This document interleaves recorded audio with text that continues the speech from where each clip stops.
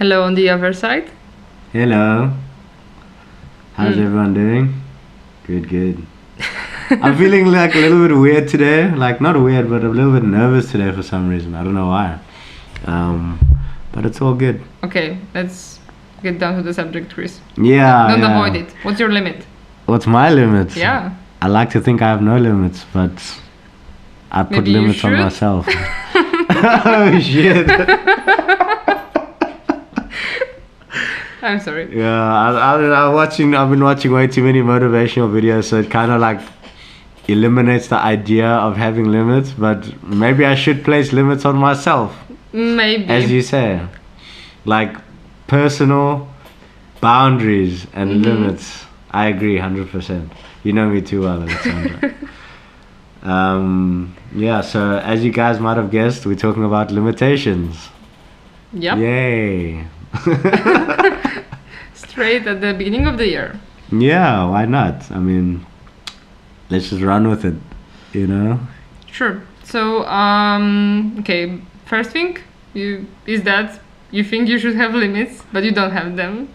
I think I should Put some limits.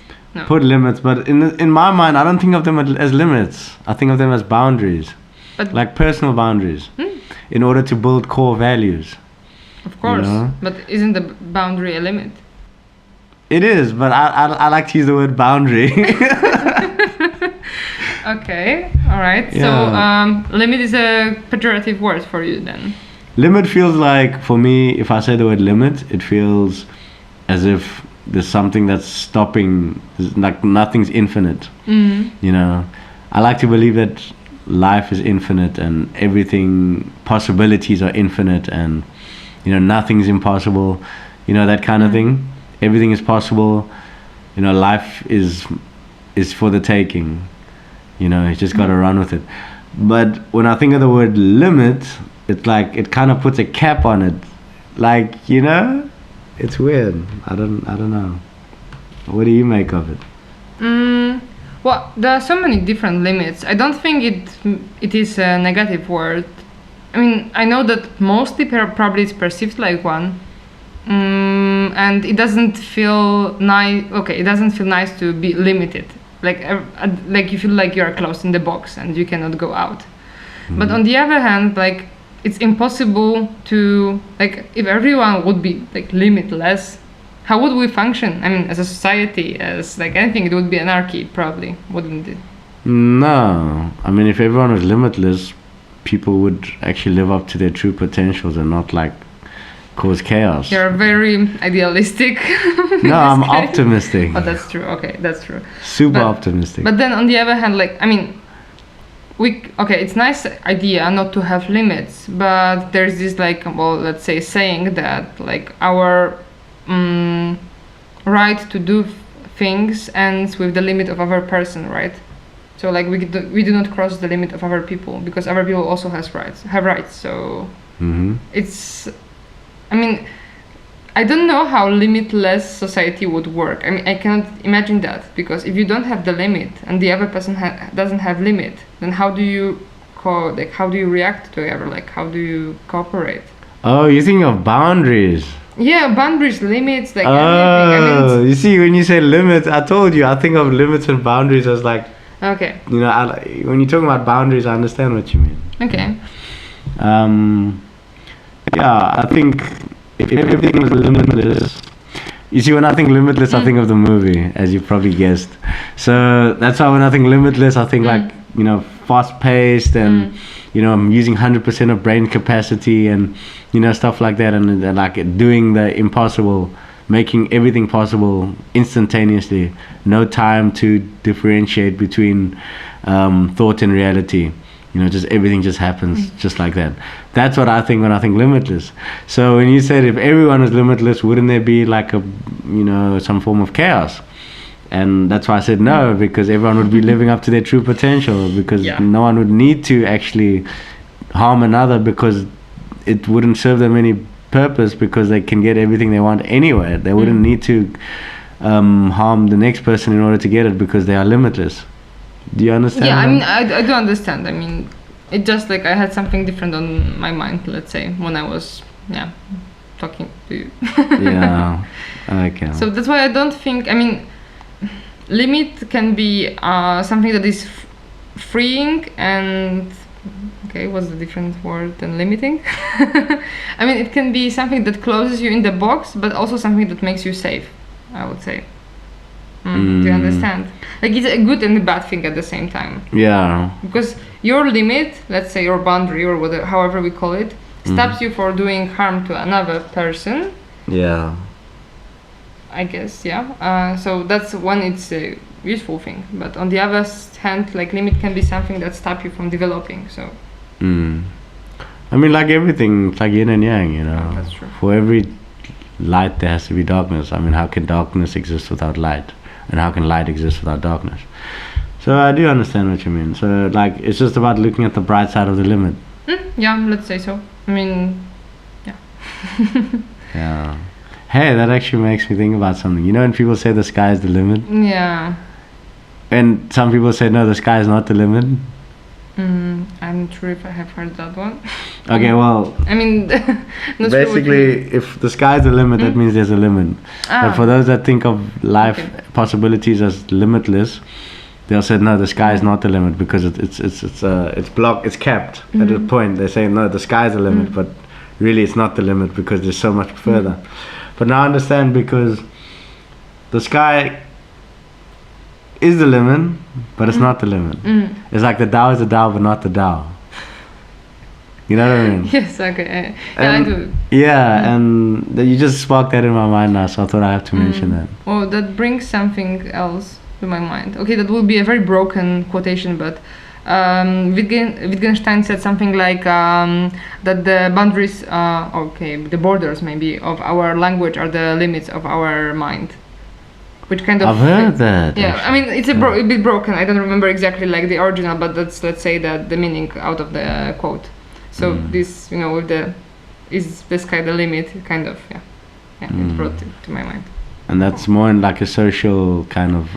Yeah, it's a social, it's linguistic. I mean, it's well, Wittgenstein was a linguist, so that's what he probably meant.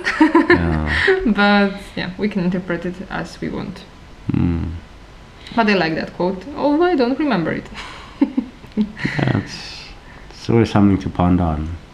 So have you ever felt that the society put any limitations on you? Yes, all the time. All the time. And this is why I try to meditate as often as I can, because I feel when society puts limits on me, this is actually what I wanted to say just now. It's about the whole idea of social conditioning. So basically society wants us to believe in certain ways is what reality should be like they'll show things on TV or in the media or whatever, like to say, for example, this is your idea of beauty, a woman walking down a catwalk in like super skinny, and like this is what's beautiful, this is what's fashion. Or like you know, if you like, a guy needs to be extremely wealthy and have like this and that to be, let's say, successful or whatever. Like those are the social conditionings. Who says one can't be successful living on a beach in Hawaii, you know, just like with just surviving on, you know, like doesn't have to have the most high income job, but is happy every day because he's doing what he loves. Maybe he loves to surf or whatever, you know. Who's to say that can't be success? You know, so I have a very big let's say argument with social conditioning, and I really don't believe in it. And this is why I always try to challenge myself to free my mind, because if I don't free my mind, I'll always be stuck in this construct of reality. Okay. Well, I mean, definitely agree. We are brainwashed, and that's just if we are aware of that, that already makes us more free than they, whoever they are, would like us to be. True. Okay, but another question. Do you think you were ever limited as a man in a society? Yes, I guess. Okay, I'll give you like a rough example. Okay. So this is how I felt limited as a man in society. Like I used to go to clubs and like, you know, hit on women and stuff, like before, you know. But the thing is, the point is, is that I got rejected quite a lot, and which is cool, but I think these women were looking for something specific in the sense of what their idea of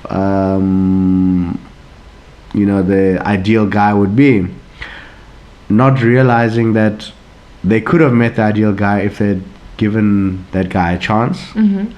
So that's how I feel I've been limited in society, but I don't hold a grudge or anything. I'm perfectly fine with it. I'm so content with it, and I just think about it like that. Since you asked the question, I'll give you an honest answer.